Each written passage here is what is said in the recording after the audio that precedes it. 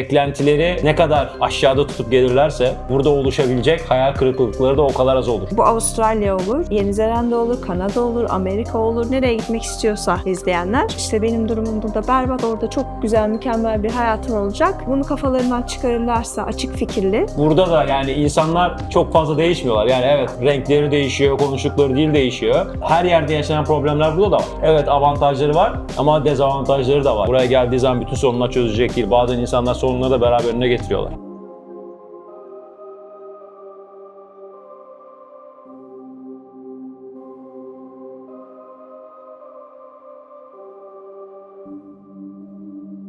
Selam Soykar, 2 Nokta Göçenler adlı programın 5. konu oldunuz. Çok teşekkür ederim katıldığınız için. Teşekkür ederiz. Bizi ağırladığın için. Sizinle bugün Avustralya'da uzun yıllar yaşamakla ilgili bir konu konuşacağız.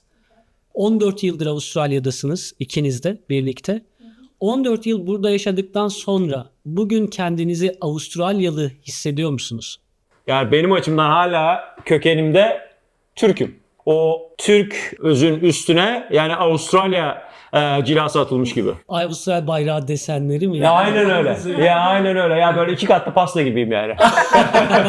Ya pandispanya, kek Türk, ondan sonra üstündeki krema Avustralyalı. Süper. Sen Sena? Hissediyorum bazen sorduklarını nerelisin diye. Böyle bir nasıl ya? Avustralya dedim. Nasıl ne? Aksan var tabii. Aksan hala olduğu için o soru geliyor. Özde Türk var yani onu yani bir çekirge çaldığında bir oynama başlıyor. O kesin. Kafa yapısı olarak, düşünce prosesi olarak daha Avustralyalıyım diyebilirim. Şimdi biz zaten tanışıyoruz sizinle. Adelaide'de tanıştık biz de buraya geldiğimiz zaman. Fakat izleyicilerin de sizi tanıması için bize biraz kendinizden, ilişkinizden ve Türkiye'de ne yaptığınızdan bahsedebilir misiniz? Uzun yıllar olmuş ama hatırlarsanız Uzun bir soru. hatırladığınız kadar. 24 senedir beraberiz. 24 senedir birbirimizin hayatındayız. Evet. Wow. 14 senedir Hayatında daha Avustralya'dayız. uzun. Çünkü ortaokulda tanıştım. Ben lisede Ama o zaman tam hayatımızda değildik yani. değildik, tanışıyorduk. Neyse. Ama İşte 2000 yılında üniversitedeyken işte çıkmaya başladık. burayı kesseydik. Niye? Ya güzel. Niye? Niye? Yani o zamanlar dinozorlar vardı tabii. Evlendik. 2000'de evlenmedik. 2008 yılında evlendik. 8. Aha. 2008 yılında evlendik. Ondan sonra 2010 yılında Avustralya'ya geldik. Ben Türkiye'deyken YKK diye bir firmada çalışıyordum. Ondan sonra Avustralya'ya başvurduğumuz zaman Türkiye'de Mutfak Sanatları Akademisi'ne gidip pastacılık ve ekmekçilik eğitimi aldım. YKK neydi? Dünyanın en büyük fermuar ve süt çıt üreticisi. Hangi üniversitedeydin Soykan? Bilkent. Bilkent Uluslararası İlişkiler mezunuyum. Sanırım Bilkent iç mimar. İç mimarlık. Aynı üniversite. Aynı üniversitede. Üniversiteden mezun olduktan sonra uzak ilişki yürüttük. Yani çok ben güzel. İstanbul'daydım, Sanem İzmir'deydi. Evlendik, hatta ilk senede ayrı yaşadık. Ondan sonra ne zaman ki Avustralya'ya yani başvuruyu başlattık, ondan sonra ben işte Mutfak Sanatları Akademisi'ne gittim. Orada eğitim aldım. Eğitim bitti. Daha sonra dedik ki biz bari Avustralya'ya gideceğiz. Birazcık beraber yaşayalım. İşimi bıraktım. İzmir'e gittim. 6 ay beraber yaşadık. Ondan sonra Avustralya vizemiz çıktı. Avustralya'ya geldik. Sen ne yapıyordun Sena? Bilkent mezunuyum, iç mimarlık ve çevre tasarımı. 2004'te mezun oldum. Soykan benden bir sene önce mezun oldu. İç mimar olarak çalıştım 5 sene Türkiye'de. Ondan sonra da Avustralya'ya geldik zaten. İç mimar olarak çalışmaya devam ettim. 12 sene burada. 2010 yılında göç ettiniz Avustralya'ya ve 2010 yılında aslında ülkede çok ciddi ekonomik problemlerimiz de yoktu. Peki sizin nedeniniz ekonomik değilse, yani göç etme nedeniniz neydi o dönemde? Benim Avustralya'ya gelme gibi planım vardı. Bu çocukken Niyet kardeşe vermiştim bir tane kocaman bir atlas. Ortasında onu açarsan Avustralya Uluru'dan bir resim vardır. O böyle sonra Sydney'den bahseder falan. Ben onu defalarca bakmışımdır ilk alındığında. Hatta yırtıldı falan yani parçalandı. O kadar incelemişimdir ki atlası. Orada benim aklımda bir Avustralya imajı başladı. Sonra 2000 yılında çok sevgili arkadaşımız İlkay aslında bizi tanıştıran. Olimpiyatlara geldi buraya. Yüzücü kendisi. Sporcu olarak. Sporcu olarak, yüzücü olarak geldi. 2000'de geldikten sonra işte buluştuğumuzda fotoğrafları gösterdi. Anlattı, kendi deneyimlerinden bahsetti. Siz olimpiyatları televizyonda falan izlediniz mi İzledik peki? tabii. Ben İlkay'la aynı takımda yüzüyordum. Ondan sonra İlkay benim oradan çok yakın arkadaşım. Sanem'in okuldan çok yakın arkadaşı. Benim hala en iyi arkadaşım diyebilirim yani. İlkay'ın fotoğraflarından sonra böyle bir daha da bir şey oldu. Avustralya benim kafamda, ben işte üniversiteye yeni başlamışım. Bir master'a gideyim. bir şey yapayım yani bir yurt dışına gideyim ve hep Avustralya var kafamda. İşte Soykan 2003 yılında mezun olduktan sonra geldi. Amaç işte ben mezun olduktan sonra gelip ben master yapayım gibi planımız vardı. O yarım kaldı. Yani Sanem gelmeyince ben burada bir senelik bir programa geldim. Master değildi ama yani International Business Management sertifikasıydı. Ondan sonra bir senelik programı 6 ayda bitirdim ben. Ondan sonra ne yapacağım? Sanem gelmeyecek. Yani o zaman anladım ki yani nerede olduğunun önemi yok. Kimle olduğunun daha çok önemi var. Sydney'deydim o zamanlar. Ondan sonra Sydney dünyanın en güzel şehirlerinden bir tanesi. Keyfim de yerindeydi yani. Çalışıyordum yine orada. Okuyordum bir taraftan. Ondan sonra bir ailenin yanında bir oda kiralamıştım. Ama yalnızdım. Sanem'in de durum böyle olunca ben Türkiye'ye döndüm. Askere gittim. Askerden geldim. Nişanlandık. O sırada biraz askıya alındı. Sonra bir gün canım annem şu an herhalde çok pişman olmuştur. Gazeteden bir küpür verdi bana. İşte Avustralya vizesi için danışmanlık. Hem de çalıştım ticaret odasının karşısındaki otelin lobisinde. Gittim, görüştüm. İç mimarlık o dönemde aranan bir meslek. State sponsor oluyor. Sponsorlukla puan biriktiriyorsun. Skill immigrant olarak gelebiliyorum. Her şeyimiz uyuyor. İngilizcemiz var, evlenmişiz. State de sponsor olunca. Ama işte orada benim mesleğim o listede yoktu. Yok. Ama pastacılık ve ekmekçilik o listedeydi. Sen de O yüzden sebeple kursa ben gittin. Mutfak Sanatları Akademisi'ne başladım. Yani bir buçuk senelik bir süreçti. Şimdi ben sizden duyduklarım tamamen Avustralya odaklı konular. Ama bu sorunun özünde biraz Türkiye ile ilgili bir durum var mı diye de merak ediyorum. Aslında yok biliyor musun? Birçok göçmenin gelme nedenleri ekonomik olabiliyor, politik olabiliyor. Hı. Kaçarak gelenler, iş bulmak için gelenler oluyor.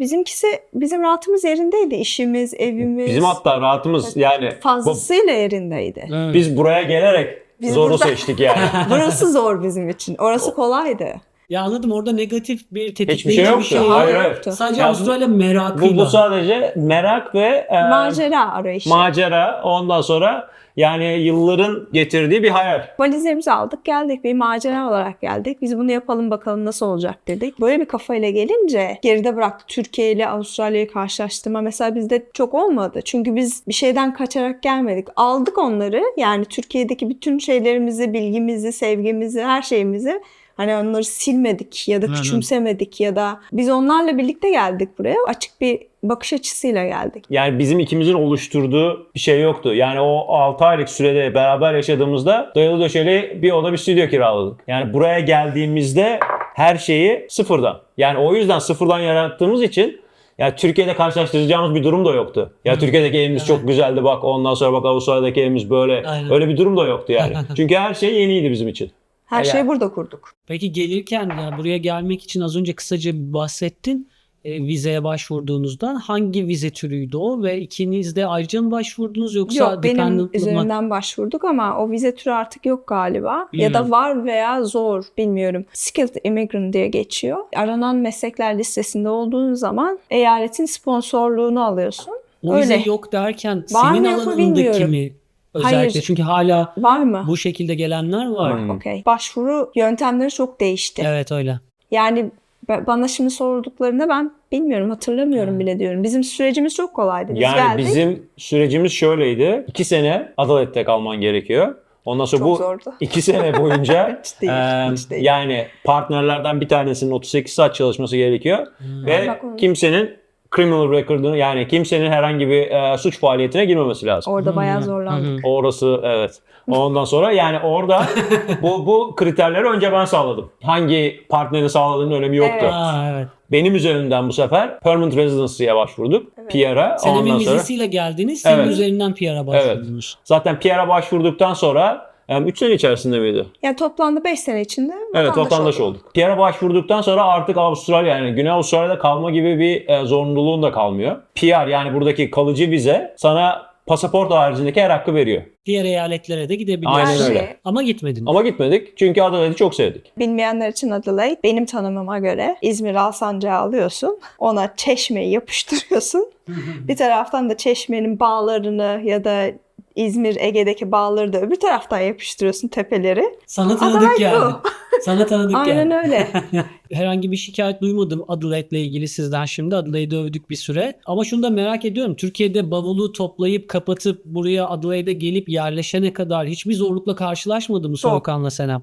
Çok zorlukla karşılaştık ama şöyle dediğimiz gibi rahattan gelen çocuklar olduğumuz için belki o yüzden Çalışmaya başladığım zaman özellikle şu anki yani 14 senedir aynı firmada çalışıyorum. Sen de biliyorsun beraber çalıştık bir süre. Fabrikanın içi zaten çok gürültülü. İngilizceyi anlamaktaki Çok zor. yani özellikle işte True Blue Aussie dediğimiz ondan sonra ağzına çok kelimeleri yuvarlayan insanların İngilizceyi anlamakta çok zorluk çekiyordum. Ve telefonda konuşmak özellikle o ikisi benim için çok zordu. Yani o zaman şöyle diyebiliriz dil bariyeri. benimki daha duygusal zorluktu. Aileden demeyeyim bildiğin, tanıdığın şeylerden uzak olmak. Yeni bir tanım koyuyorsun her şeye. Yani benim bulunduğum şehir artık benim şehrim burası, evim burası, yaşamım bu, işim bu. İngilizce aynı şeyi ben de yaşadım tabii. Bir de İngilizcesi Avustralya İngilizcesi bildiğimiz İngilizce değil. Siz ikiniz de aslında Bilkent mezunusunuz ve üniversitelerde İngilizce eğitimler aldınız. Evet. %100 müydü İngilizce eğitim? %100. Ama ona rağmen burada yaşadığınız zorluk tamamen Avustralya'nın aksanıyla, slengleriyle ya da onların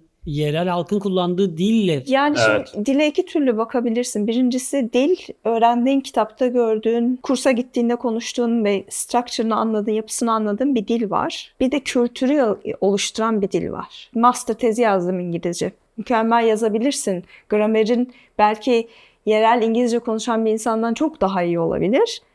Ama bu kültür dili bambaşka bir şey. Yani o bir şey dediği zaman bir cümlede, bir Avustralya'da bir cümlede bir şey kullandığı zaman senin için hiçbir şey ifade etmiyor olabilir ama onun arkasında yatan bir tarih var. Bir paylaşım var. Konuşma dili değil. Bu dil kültür dili. Tek çözümü onu Ne kadar deneyimlemek. süre sonra bu sorunu aştığınızı hissettiniz? Ben de çok merak ediyorum soru cevabını. Bu beni de Herhalde. hala biraz rahatsız eden bir şey. Daha yeni geldi. Bir sene oldu. Yeni Tabii. Sene bir sene. şey değil. Değil mi?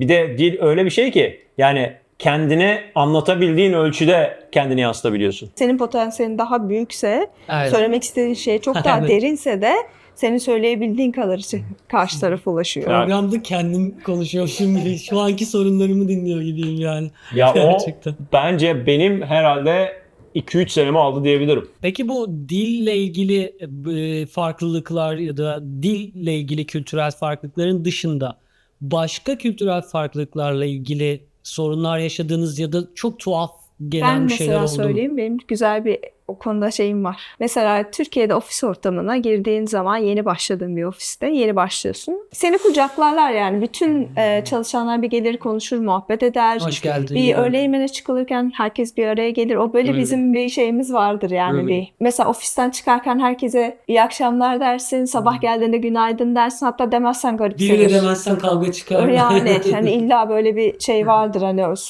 bir şey mi oldu bu niye böyle falan diye. Aynen.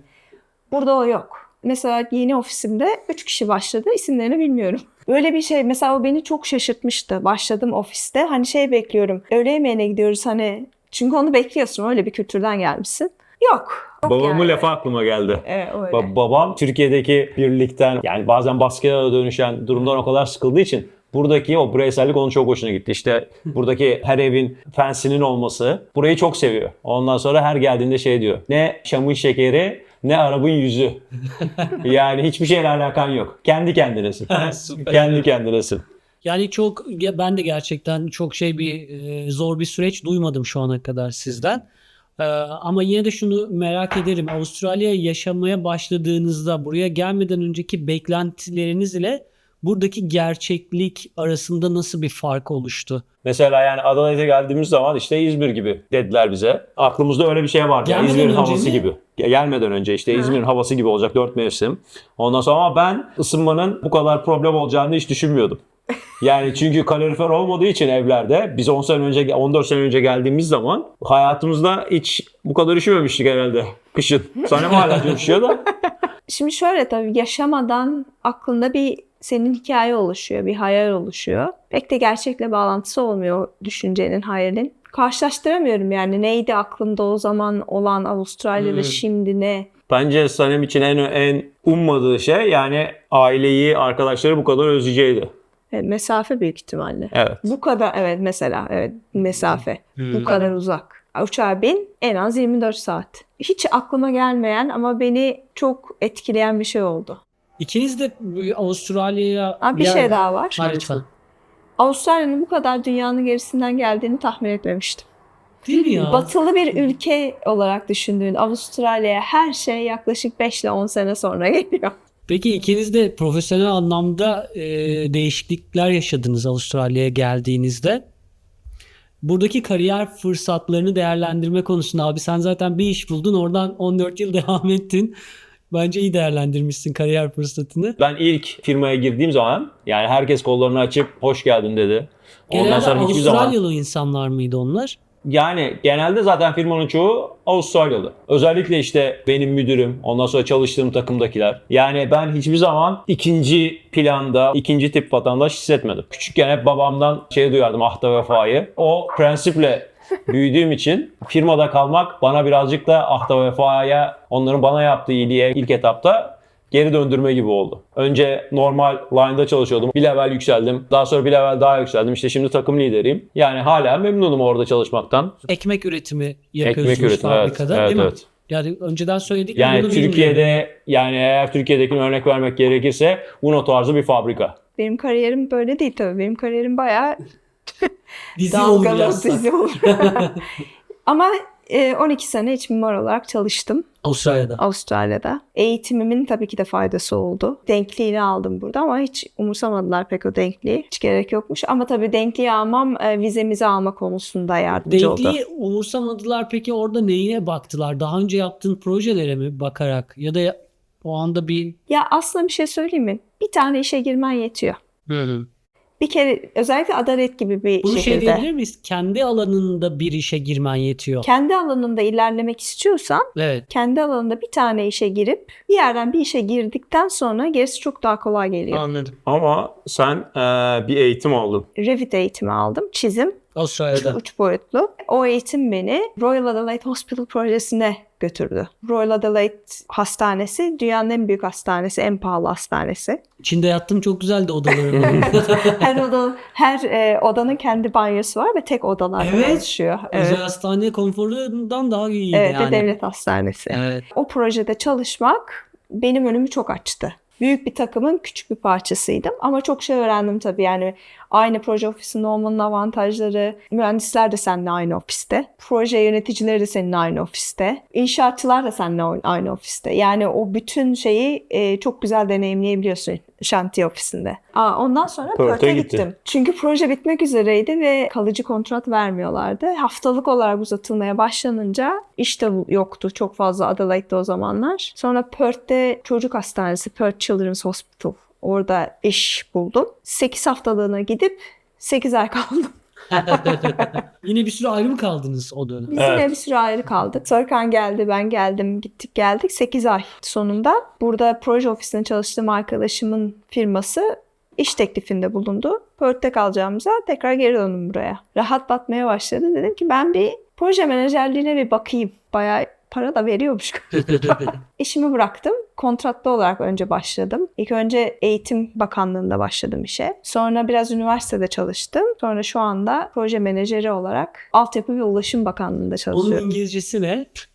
Department for Infrastructure and Transport. Süper. Evet, DIT. Aklına bir şey koyduğun zaman yapabiliyorsun. Yani burada da yapıyorsun, yani sonuç olarak yapmak istediğin zaman gelmek istediğin yere ulaşıyorsun. Mesela kendi fırsatını kendin yaratıyorsun. Senin şu yarattığın fırsat gibi. Bu kendine yarattığın bir fırsat senin. Kendin burada bulunduğun dönemi güzel bir üretim için kullanmış oluyorsun. Ben böyle anlatıyorum, o işi bıraktım, buna geçtim falan ama hepsinin süreçlerinde zorluklar, sancılar, Tabii. bilinmezlikler, hazırlıklar, yazılan CV'ler, saatlerce yazılan başvuru dokümanları. Hiç, evet, böyle anlatınca kolay Evet, yapmışsın. çok kolay gibi değil mi? geliyor. Interview'lar, ona başvur, Başarısız sonuçlar değil mi? Bir başarısız anda da böyle... sonuçlar dolu. Yani 5-6 tane başvurumun gelmesi, interview'larda kabul edilmem. Yani hazır mısın yani bunlarla karşılaşmaya? Çünkü gittiğin yol her zaman dümdüz bir çizgi değil. Seni farklı yönlerden götürüyor. Farklı şeyler öğreniyorsun. İkiniz de kariyerleri bir şekilde yoluna koydunuz anladığım kadarıyla. Bu konuda herhangi bir probleminiz yok. Kariyer ve iş hayatından sonra asıl önemli olan şey bir yere tutunmak için sosyal çevre, arkadaş edinme.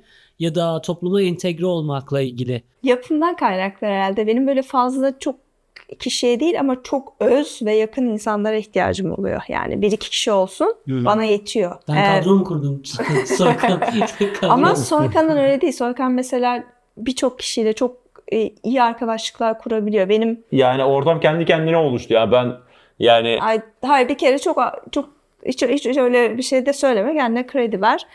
Çok arkadaş canlısı ve yakın davranan bir insansın yani. Öyle herkese ben de aynı gidiyorum. mesafede davranıyorum Ben yani. de gidiyorum ama ben mesela senin gibi arkadaş canlısı değilim. Ya ama şöyle şimdi yaklaşım farklı. Şimdi CrossFit bilmeyenler için de söyleyeyim. Bu Belki bilmiyorlar. arkadaşlar CrossFit'ten elde ettiğim bağlantılar mı? Yani oradan mı bağlantı kurarak spor yaparken? Evet.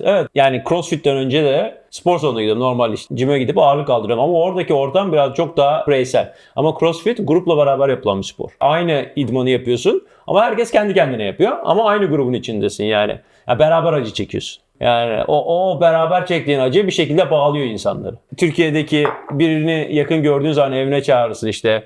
Yemeğe çağırdık insanları falan. O şekilde çok güzel arkadaşlıklarımız Buradaki oldu. yemeğe çağırdığınız insanlar Avustralyalı insanlar. Avustralyalı, evet. Onların da var mı böyle bir kültürü? Yani yakın gördüklerini eve akşam yemeğine davet ediyorlar mı? Evet Evet ama ama farklı.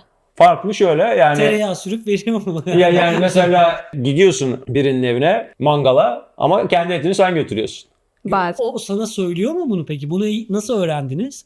Yo mesela işte Facebook veya işte Messenger grubunda işte yani çoklu bir grupsa ondan sonra işte orada söylüyor evet. Barbekü Ondan sonra yakacağız. İstediğiniz bir şey varsa getirin. yani Oluyor. Birisi salata getiriyor.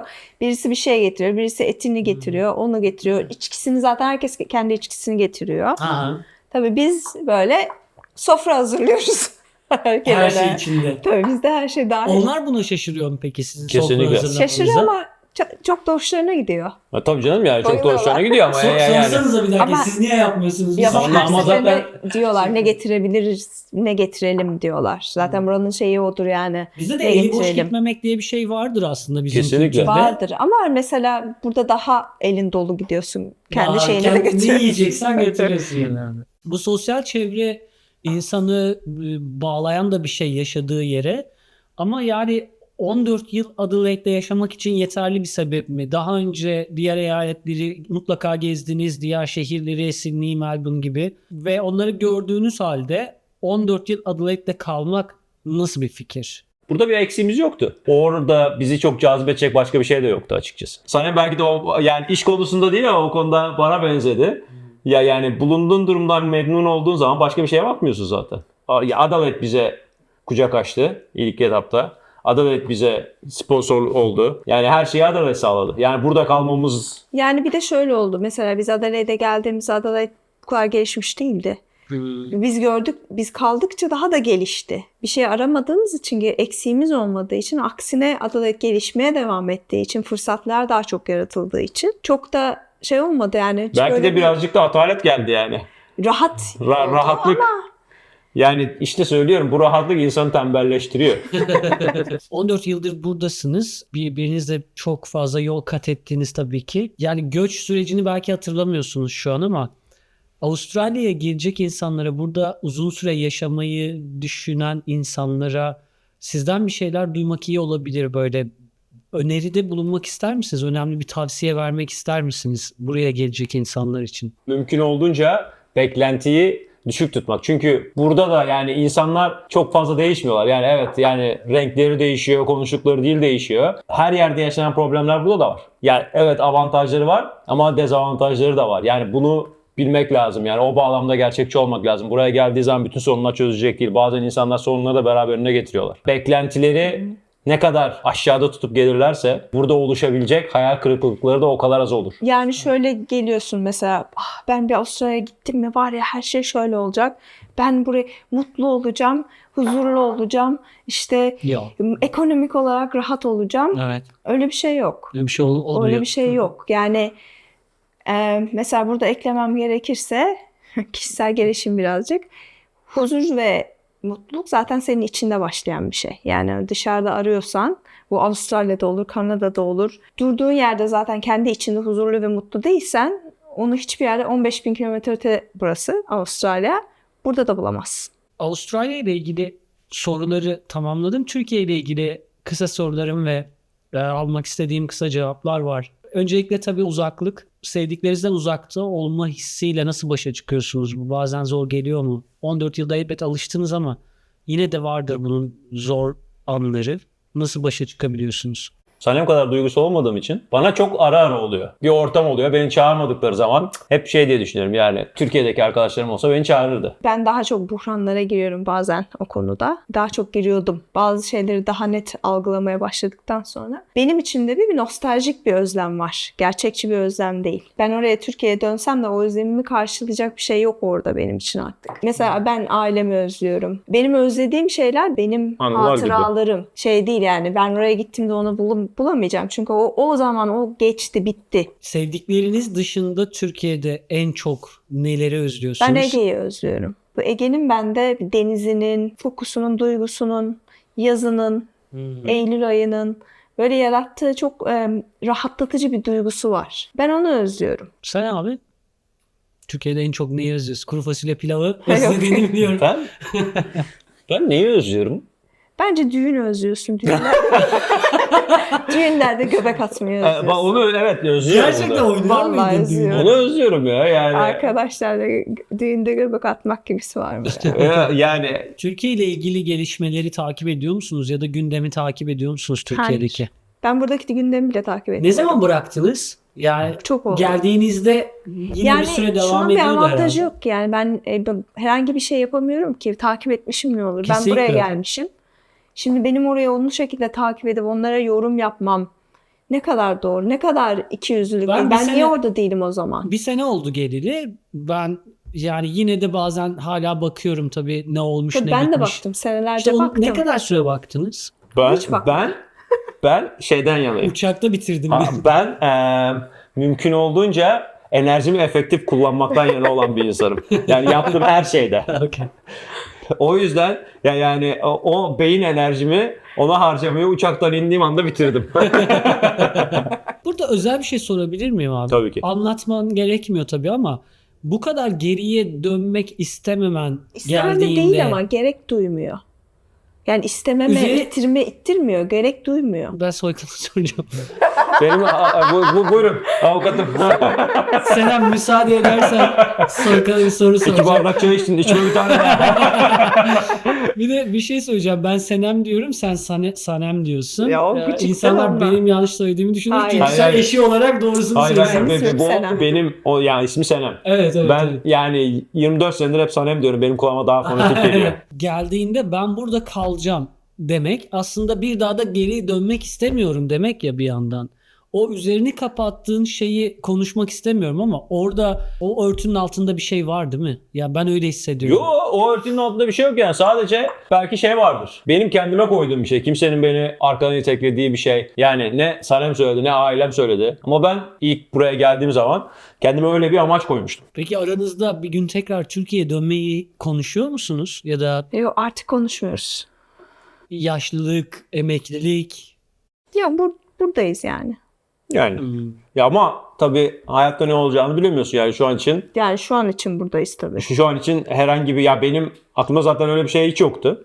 Tabii. Ondan sonra Sanem'in aklında vardı bir ara. O zamanlar bile konuştuğumuz zaman yine ben burada kalacaktım.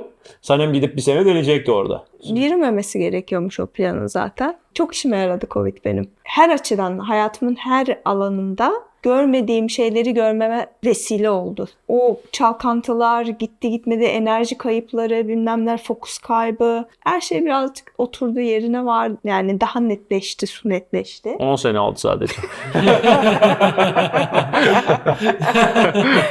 Türkiye'ye dönmeyecekseniz gelecek planlarınız tamamen Avustralya'ya dair veya başka bir plan var mı geleceğe dair? Burada nasıl bir hayat planı yapıyorsunuz kendinize? Hayat planı basit. Her sene dünyayı gezip Şu ana kadar her sene gezdiniz mi dünyayı?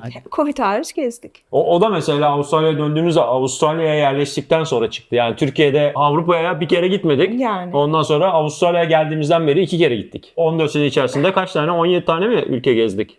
Öyle bir şey herhalde. Eğer izleyicilerden sorular gelecek olursa videonun altına gelecek sorularla sonra bir video daha çekiyoruz. Siz bu konuda okey misiniz? Sorulara cevap verir misiniz? Soru cevap videosu yapar mıyız sizinle? Yaparız. Yaparız. Yaparız diyorsanız süper. Peki o konuda ne tarz sorular gelsin istersiniz? Sorular gelmesin, vizeyle ilgili soru gelmesin. Çünkü bilmiyoruz. Yani biz bilemeyiz zaten. Çünkü çok değişti. O konuda kendi araştırmalarını yapmalarını tavsiye ederim. Her şey internette var zaten. Onun dışında ama böyle hayat, işte kişisel deneyim, Zaten bizim vereceğimiz bütün cevaplar cevapların hepsi yani kişisel deneyime olacak. dayalı yani. Söyle. Türkiye ile kıyasla yapamayız çünkü Kıyasımız da yok. biz 14 senedir Türkiye'ye 2,5 kere gittim. Bir şey değil mi abi? Türkiye çok değişti. Ya büyük ihtimalle. Senden Yani sonra. evet. Geçen Eylül'de oradaydık. Bayağı değişmiş. Geçen Eylül'de 5 günlüğüne oradaydık evet. Çok teşekkür ederim programa konuk olduğunuz için ikinize de. Biz teşekkür Biz Eklemek teşekkür ederiz. istediğiniz başka bir şey var mı? Yo, çok keyifliydi. Eğer yoksa kamerayı kapatıp gelip ikiniz de öpmek durumunda. Artık böyle bir ritüel oldu. ritüel mi oldu yani? Ben ilgini izlediğim zaman. Valla ben böyle bir bitir okuyayım dedim. Şimdi tek söyleyeceğim şey eğer bu Avustralya olur, Yeni Zelanda olur, Kanada olur, Amerika olur. Nereye gitmek istiyorsa izleyenler. İşte benim durumum burada berbat. Orada çok güzel, mükemmel bir hayatım olacak. Bunu kafalarından çıkarırlarsa açık fikirli, daha yeni kültürlere yani kollarını açarak giderlerse, birazcık daha perspektiflerini genişleterek giderlerse ve zorluklara hazırlarsa ancak o şekilde tavsiye veririm. Artık konuşamıyorum ya.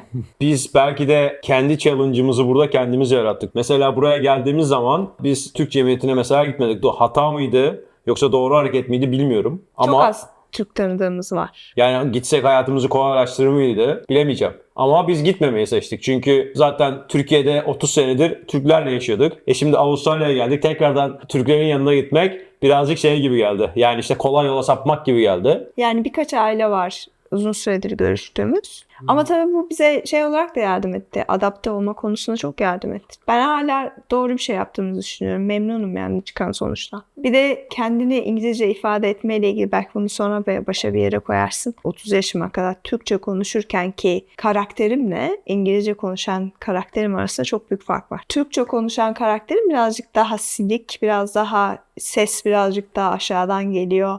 Biraz daha geride, daha az girişken, daha olabildiğince uyumlu. İngilizce konuşmaya başladığımda farklı bir insan oluyorum. Çok daha kendimi güçlü, çok daha girişken, çok daha atılgan hissediyorum. Çok daha rahat ve güvenli hareket edebiliyorum İngilizce'de. Çok Bence güzel. tam tersi. İngilizce konuşurken daha nice bir insan olduğumu Çok düşünüyorum. nice'sın, evet. Çok nice'sın İngilizce Evet. konuşurken. Türkçe konuşurkenki kadar güzel oynayamadığım için sesimin tonlarıyla ondan sonra yani karakterim daha çok yumuşuyor sanki.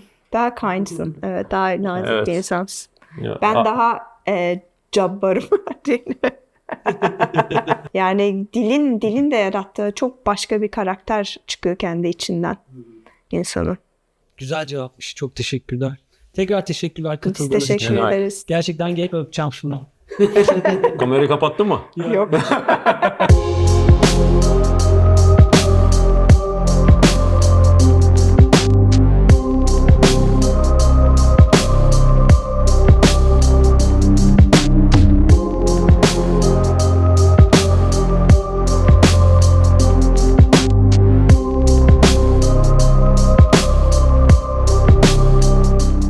Avustralya bize çok kibar davrandı. Her şeyi sundu. Sunmaya da devam ediyor. O yüzden hiç düşünmedik yani Türkiye'ye dönelim mi, başka bir ülkede yaşayalım mı aklımızın ucundan bile, en azından benim için aklımın ucundan bile geçmedi. Çok insan odaklı bir ülke. Sen ne yapmak istiyorsan onu yapmakta özgürsün. Herhangi bir kültürel veya politik bir baskı yok. Sen yapıyorsun yani. Hayatını sen kuruyorsun. Biz de o yüzden hayatımızı burada çok rahat, kendi düzenimizi burada çok rahat kurabildik.